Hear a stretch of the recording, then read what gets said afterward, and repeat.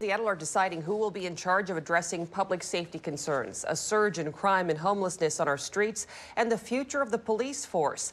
We start with the race for Seattle Mayor. Bruce Harrell jumped out to a commanding 30-point lead over Lorena Gonzalez with 65% of the vote tonight. We have crews with both candidates. KOMO's Cole Miller, though, is live at the Bruce Harrell watch party in Belltown.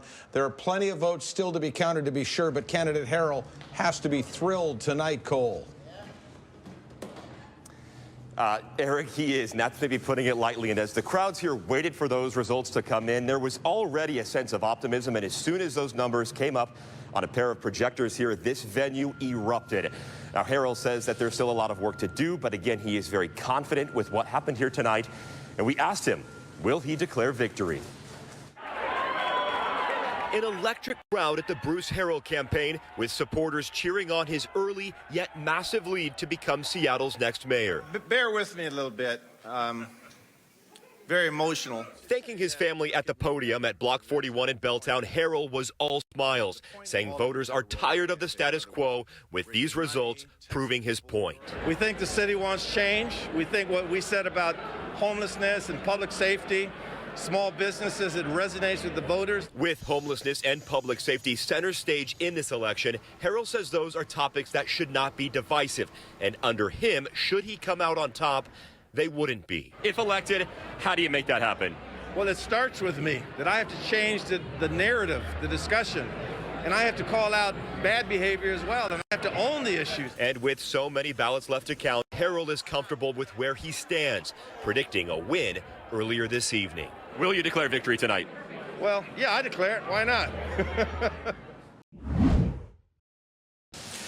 That is correct, Mary. She thinks that can make all the difference. And really, it was like a switch got turned. There was excited chatter here in this tap room, and then it just went hush as people turned to their phones to get those election returns and realized their candidate was way behind. But Lorena Gonzalez says she's got the progressive vote. They tend to cast their ballots late, and she is just going to let this play out.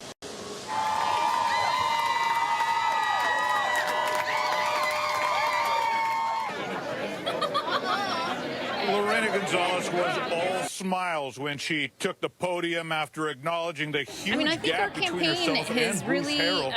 And she reminded everyone that about half the ballots have yet to be counted in the mayor's race. The room was filled with labor leaders, social justice activists, and homeless advocates.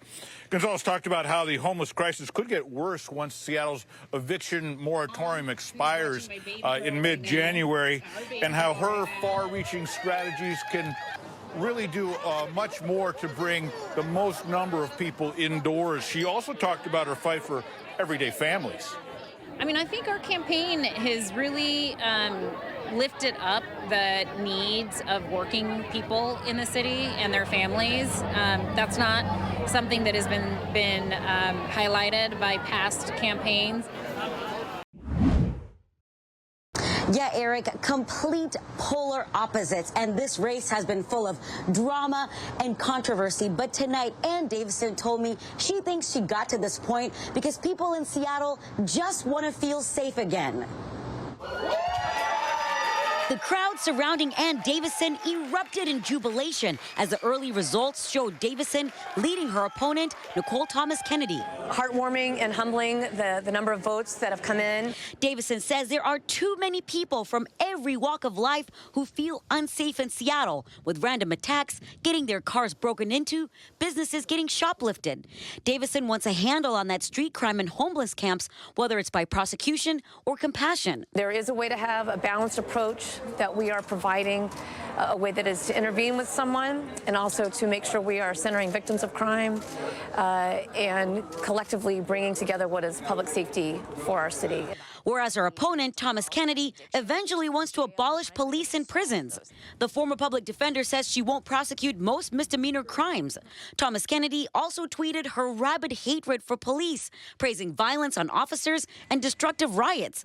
We were supposed to talk to Thomas-Kennedy, but she canceled the interview. Instead, she sent us a statement thanking her supporters and urging patience in the race, saying, "I know that when every vote is counted, the people of Seattle will have sent a clear message to the corporate interests that try to buy this election. Our democracy is not for sale." And tonight, even Davison says she is waiting to see how the next few days shape up as more ballots are counted. But tonight, she is feeling very confident.